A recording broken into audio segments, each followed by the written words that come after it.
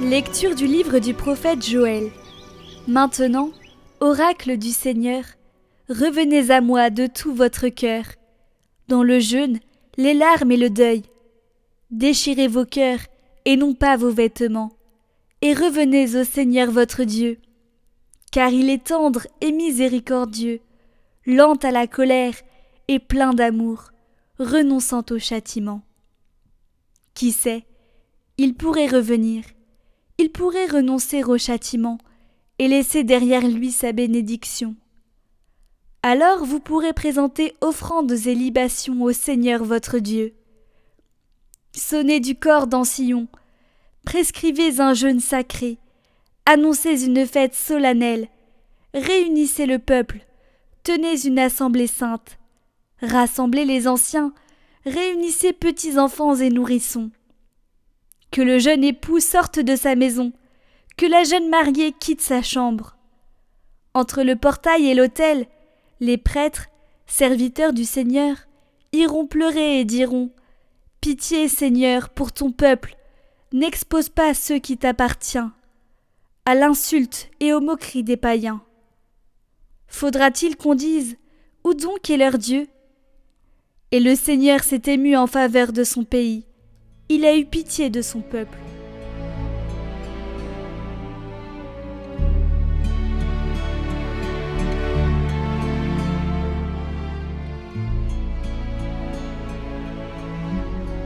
Pitié, Seigneur, car nous avons péché. Pitié pour moi, mon Dieu, dans ton amour. Selon ta grande miséricorde, efface mon péché. Lave-moi tout entier de ma faute. Purifie-moi de mon offense. Oui, je connais mon péché. Ma faute est toujours devant moi. Contre toi et toi seul j'ai péché.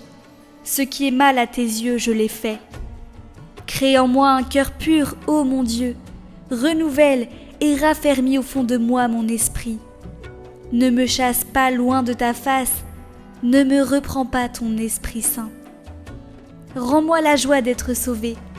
Que l'Esprit généreux me soutienne. Seigneur, ouvre mes lèvres, et ma bouche annoncera ta louange.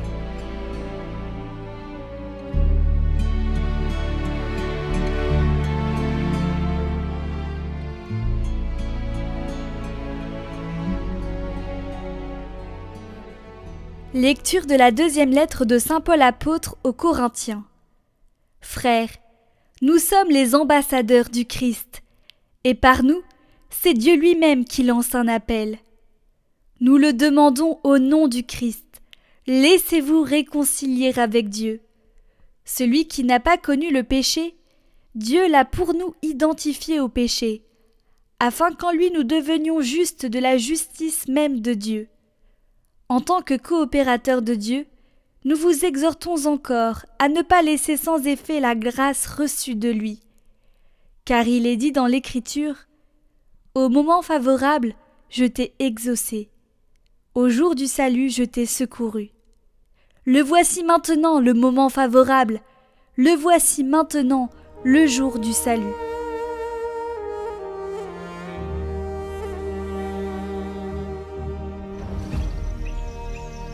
Évangile de Jésus-Christ selon saint Matthieu. En ce temps-là, Jésus disait à ses disciples : « Ce que vous faites pour devenir des justes, évitez de l'accomplir devant les hommes pour vous faire remarquer. Sinon, il n'y a pas de récompense pour vous auprès de votre Père qui est aux cieux. Ainsi, quand tu fais l'aumône, ne fais pas sonner la trompette devant toi, comme les hypocrites qui se donnent en spectacle dans les synagogues et dans les rues, pour obtenir la gloire qui vient des hommes. Amen, je vous le déclare, ceux-là ont reçu leur récompense. Mais toi, quand tu fais l'aumône, que ta main gauche ignore ce que fait ta main droite, afin que ton aumône reste dans le secret. Ton Père qui voit dans le secret te le rendra. Et quand vous priez, ne soyez pas comme les hypocrites.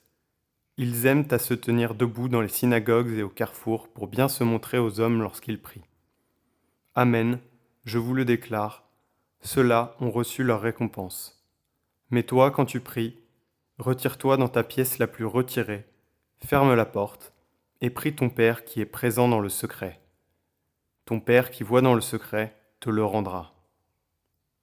Et quand vous jeûnez, ne prenez pas un air abattu, comme les hypocrites. Ils prennent une mine défaite, pour bien montrer aux hommes qu'ils jeûnent. Amen, je vous le déclare, ceux-là ont reçu leur récompense. Mais toi, quand tu jeûnes, parfume-toi la tête et lave-toi le visage. Ainsi, ton jeûne ne sera pas connu des hommes, mais seulement de ton Père qui est présent au plus secret. Ton Père qui voit au plus secret te le rendra.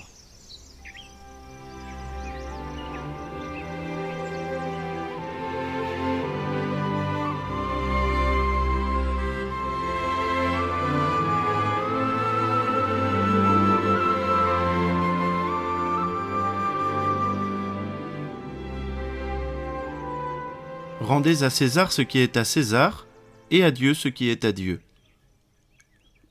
Ce que Jésus dit vers la fin de sa vie publique dans l'Évangile selon saint Luc, il semble le dire déjà dans le Sermon sur la montagne, au début de l'Évangile selon saint Matthieu.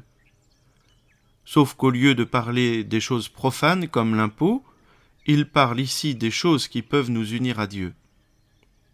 De même que l'impôt, chose profane, doit aller à César, de même l'aumône, la prière et le jeûne, ce que nous faisons pour devenir des justes, doivent aller à Dieu seul. Pas de publicité, pas d'autopromotion. S'il est bon de vérifier avec un accompagnateur spirituel la mesure de nos efforts pour le carême, cela doit rester entre lui et moi. C'est le sens de la phrase qui revient 3 fois. Ton Père qui voit dans le secret te le rendra. Il ne s'agit pas de prendre le Seigneur pour une sorte de distributeur automatique de grâce qui rendrait à chaque fois une part de ce que nous lui donnons, mais bien de dire que c'est le Père qui est en cause dans notre aumône, notre prière et notre jeûne. Si nous attendons une récompense de la part des hommes, par exemple de la compassion pour des efforts importants, ou pourquoi pas un peu d'admiration, alors nous nous détournons de Dieu et nous nous égarons.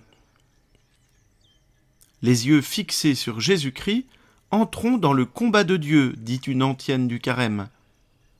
Le premier combat de ce beau temps de préparation à Pâques sera de garder les yeux fixés sur le Christ. Parce que lui seul est totalement étranger au péché, et que si nous le regardons, nous ne regardons pas le tentateur. Pour la prière et le jeûne, nous pouvons le comprendre facilement. Mais l'aumône, pouvons-nous faire l'aumône en regardant fixement le Christ ? Dans la mesure où nous reconnaîtrons Dieu dans le visage de nos frères dans le besoin, nous le pourrons. En ce début de carême, frères et sœurs, que la bénédiction de Dieu Tout-Puissant, Père, Fils et Saint-Esprit descende sur vous tous et y demeure à jamais.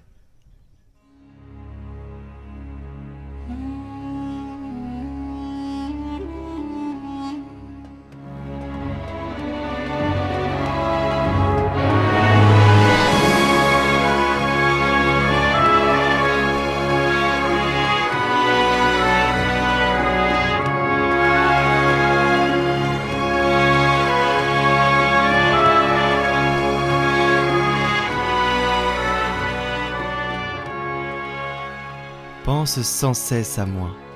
Les âmes me glorifient tant quand elles se souviennent de moi.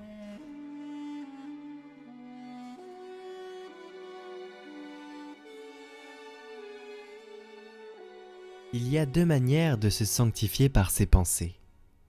La première est de refuser la mauvaise pensée qui vient du dehors, en y résistant aussitôt. Elle est alors vaincue immédiatement. La seconde est d'y résister non pas une fois, mais à chaque fois qu'elle nous traverse l'esprit. Cette seconde manière est plus méritoire que la première. On peut pécher par ses pensées, que ce soit véniellement ou mortellement. Il y a 2 manières de pécher de la sorte. La première est quand on donne son consentement à la mauvaise pensée. La seconde est quand on pose l'acte conforme à la pensée. Glorifiez Dieu par vos pensées.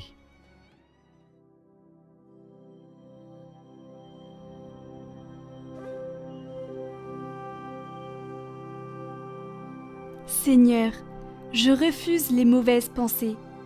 Que tout ce qui est vrai, aimable, vertueux, pur, honorable, juste, soit l'objet de mes pensées.